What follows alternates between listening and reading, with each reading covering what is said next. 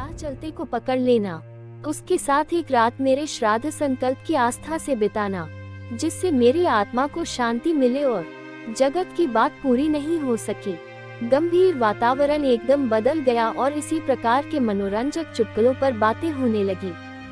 दौलतपुर के निकट ढलती सांझ। अभी कुछ देर पहले ग्रुप बी और डबल बी विदा हुआ था और अब ग्रुप ए और डबल ए विदा हो रहा था। नूर ग्रुप बी में थी, खूब उत्साहित थी और मर्दों जैसी फौजी वर्दी पहन रखी थी। सभी से कहकर गई थी, हम लोग रात्रि के अंतिम पहर में फिर मिल रहे हैं। जय बांगला। रसद में शराब की बोतलें साथ थी। पीटरसन, डोरियन और जगत शाम से ही शुरू थे। मेजर गुल हमीद ने वृक्ष के बीच तोपखाना ऐसे छुपा दिया था कि यान तो क्या, आता जाता व्यक्ति भी संदेह नहीं कर सकता था। दौलतपुर जाने वाले आधे पक्के रास्ते पर किनारे के पेड़ों पर चढ़कर अंधकार में छुप गए थे। वो कठिनता से 2 मील की दूरी पर थे, परंतु बीवी घर उतना दूर भी नहीं था जैसे बहुत ही साधारण बात हो। अन्य व्यक्तियों के सम्मुख ए ग्रुप और डबल ए ग्रुप को मेजर गुल हमीद ने साधारण तौर पर विदाई दी। फिर यूं ही साथ साथ चलते हुए गुल हमीद ने जगत के कंधे पर हाथ रख दिया। धीमे स्वर में कहा, एक बात कहनी है आपसे। बात? हाँ, आप मुक्ति सैनिक नहीं हैं, बल्कि आप मुक्ति सैनिकों के पास विश्व की धरोहर हैं। कृपया अपने आप को खतरे में न डालें। सलाह के लिए धन्यवाद। यह मैं मानता हूँ कि आप एक सैनिक अफसर का कर्तव्य पूरा नहीं कर रहे हैं। लेकिन जगत ने मेजर गुल हमीद की बात नहीं सुनी। वह आगे बढ़ गया और अपने ग्रुप व्यक्तियों के साथ साथ चलने लगा। के ग्रुप ए और डबल ए के साथ एक बैलगाड़ी भी थी, बिल्कुल देहाती ढंग की गाड़ी, जिसमें उन लोगों के हथियार छुपे हुए थे। बीवी घर की औरतों के लिए साड़ियाँ लदी थी। एक आवश्यकतानुसार छोटी बड़ी हो जाने वाली फोल्डिंग सीढ़ी थी और इन सभी वस्तुओं के ऊपर कुम्हारा, कटहल आदि लदी थी, मानो कोई ग्रामीण शहर की हाट के लिए गाड़ी में भाजी लाया हो।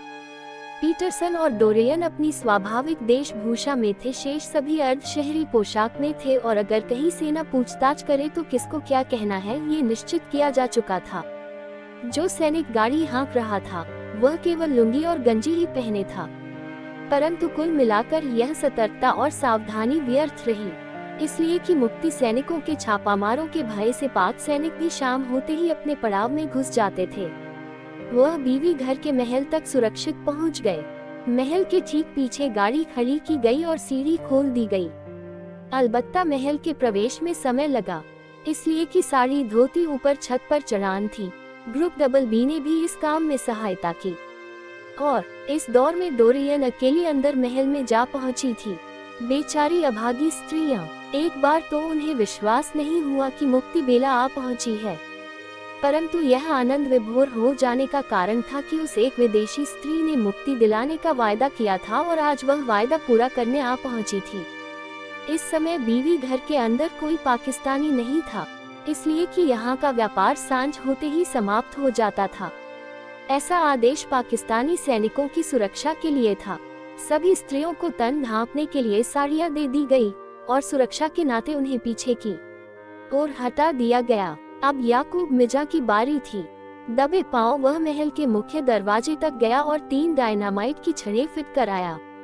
इसके बाद एक भयानक आवाज के साथ महल का दरवाजा चूर चूर होकर गिरा। दूर पड़ाव में पाकिस्तानी कर्नल चौका। तभी दूसरी दिशाओं से भी तोपें आग उगलने लगी। पाकिस्तानी सेना हतप्रभ रह गई। लगा जैसे हर दिशा से उन्हें घेर लिया गया हो। अब मेजर गुल हमीद दौलतपुर में प्रविष्ट हो चुका था। कहीं कोई बात ऐसी नहीं हुई जिससे ऑपरेशन बीवी घर में बाधा हो। पाकिस्तानी सेना के पड़ाव में भगदड़ मच गई। वह अंधाधुंध गोलियां चलाते हुए पागल कुत्तों की तरह भाग पड़े। बी ग्रुप की नेता थी नूर। 2 मोटर तोपें 2 दिशाओं में फिट की गई थी। नापाकियों के पड़ाव के दक्षिण में और पश्चिम में उत्तर की ओर पड़ाव की राह थी और पूर्व की ओर दौलतपुर था। तब जबकि जोरदार विस्फोट के साथ ही बीवी खाना का दरवाजा धराशायी हुआ। नूर दक्षिण की ओर फिट की हुई तोप के निकट थी। तुरंत ही गोलाबारी आरंभ कर देनी थी, परंतु कुछ सेकंड बीते। आधा मिनट बीता और अभी तक पश्चिम की ओर वाली तोप खामोश थी। नूर का माथा ठनका। ग्रुप बी के साथियों को दूसरा सिग्नल न मिलने तक गोलाबारी जारी रखने का आदेश देकर नूर तेजी से पश्चिम की ओर ग्रुप डबल बी की ओर दौड़ी। वास्तव में नूर की आशंका निराधार थी। डबल बी ग्रुप पर किसी प्रकार का संकट नहीं था। तोप के स्टार्टर में तनिक गड़बड़ हो गई थी, इसलिए उधर से कुल 1.5 मिनट बाद गोलाबारी आरंभ हो गई। परंतु त्रस्त नापाकी सैनिकों ने अंधाधुंध गोलाबारी आरंभ कर दी थी और ओटोन से छोड़ी गई 3 गोलियां नूर को लगी। एक बाएं बाह में, एक बाएं जांघ में और एक नीचे पिंडली में। फिर भी किसी प्रकार लड़खड़ाती हुई नूर डबल बी ग्रुप की तोप के पास पहुंच ही गई। दीदी आप, क्या हुआ है आपको? कुछ गोली लगी है रे सुलेमान?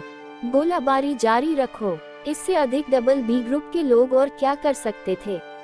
उन्होंने प्राथमिक उपचार स्वरूप पट्टियां बांध दी। 1.5 घंटा नूर इस स्थिति में भी नेतृत्व करती रही। अब जवाबी फायरिंग बंद हो गया था और यकायक मुक्तिवाहिनी की ओर से भी फायरिंग बंद करने के सिग्नल हुए। उधर जगत, याकूब मिर्जा और पीटरसन आदि स्त्रियों को लेकर बढ़ रहे थे। दौलतपुर की जनता ने मुक्तिवाहिनी के स्वागत में अंधेरे नगर को दीपावली में परिवर्तित कर दिया था, परंतु नूर के घायल होने के समाचार ने जैसे विजय का रंग फीका कर दिया था। दौलतपुर के डॉक्टर मजहर उल हक की क्लिनिक में नूर को लाया गया। नूर होश में थी। गुल हमीद, जगत, डोरियन, पीटरसन, प्रमोद आदि को देखकर वह मुस्कुराई। याकूब के हाथ में उसने अपना हाथ दिया, मुस्कुराकर विजय की बधाई दी।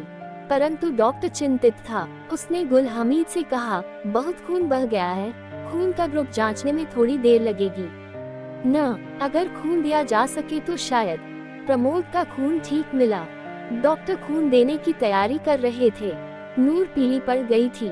कभी कभी वह आंखें खोलकर संयत होने का प्रयत्न करती थी, कभी कभी अर्ध बेहोशी में कुछ कुछ कहने लगती थी। एक बार उसने कहा, जैसोर का हवाई अड्डा हमने ठीक कर लिया है। शेख आ रहे हैं, वह बेईमानों की कैद से रिहा होकर आ रहे हैं। जय बांगला। प्रमोद तुम कहाँ हो? प्रमोद, आज हम लोगों का विवाह है न? जगत दा हमारे विवाह में सम्मिलित होंगे। दूर। नूर परेशान सा याकूब मिर्जा बोला, ओह प्लीज आप लोग बाहर जाए न, मुझे जल्दी है, बहुत जल्दी। परेशान सा डॉक्टर बोला। नहीं। यकायक नूर ने आंखें खोली। जय बांगला। निताई नहीं आया। तब जबकि डॉक्टर खून चढ़ाना आरंभ करने वाले थे, तब जबकि उस कमरे से सभी जाने को मुड़े थे। यकायक डॉक्टर बोला, ओह मेजर, हम कुछ न कर सके लगता है। डॉक्टर हारे हुए जुआरी की तरह ठिठक कर रह गया। नूर चली गई वहाँ जहाँ निताई गया था, जहाँ बांग्लादेश के 10 लाख स्त्री, पुरुष और बच्चे गए थे। ओह, गुल हमीद ने अपने बाल नोच लिए। ऑपरेशन बीवी घर की मुझे कितनी बड़ी कीमत चुकानी पड़ी है। जगत की आंखों से कुछ आंसुओं की बूंदें गिरी, परंतु यह उन आंसुओं को छुपाने में सफल हो गया। बच्चों की तरह रोते याकूब मिर्जा की पीठ थपथपाते हुए उसने कहा, ये युद्ध है मेरे भाई। कहाँ है इतना समय कि अपनों की मृत्यु का शोक मना सके। और रात में ही नूर जहां नूर दीदी दफना दी गई। सुबह, बहुत सुबह मुक्तिवाहिनी ने दौलतपुर छोड़ दिया। वह भारत की सीमा की ओर बढ़े, बीवी घर की अभागिनों को सुरक्षित पहुंचा देने के लिए। इस कहानी के अगले भाग को देखने के लिए चैनल को सब्सक्राइब करें और बेल आइकन दबा लें, जिससे हमारी नोटिफिकेशन आपको मिलती रहेगी।